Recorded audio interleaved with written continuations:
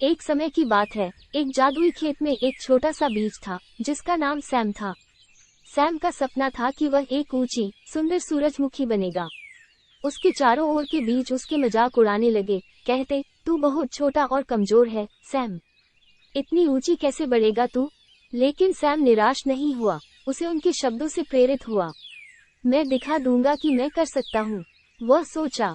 प्रत्येक सूर्योदय के साथ सैम ऊष्मा की गर्म किरणों को अवशोषित करता था और हर बूंद से वह पोषण सारथी जल को आग्रह करता था। वह बढ़ने का प्रयास करने में कभी भी पिछड़ता नहीं था।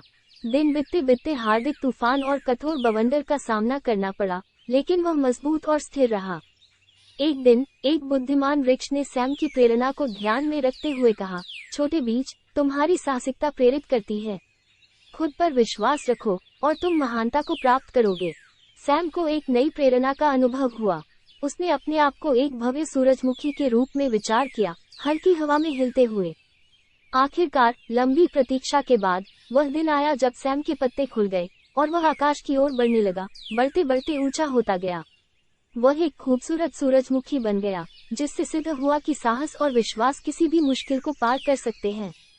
उस दिन से सैम मैदान में सभी अन्य बीजों के लिए प्रेरणा बन गया, उन्हें सिखाते हुए कि प्रेरणा और अपने सपनों पर कभी विश्वास न खोने की शक्ति होती है। और इस तरह छोटे बीज की प्रेरणा खिली, खुशी और प्रेरणा को मैदान में फैलाने लगी।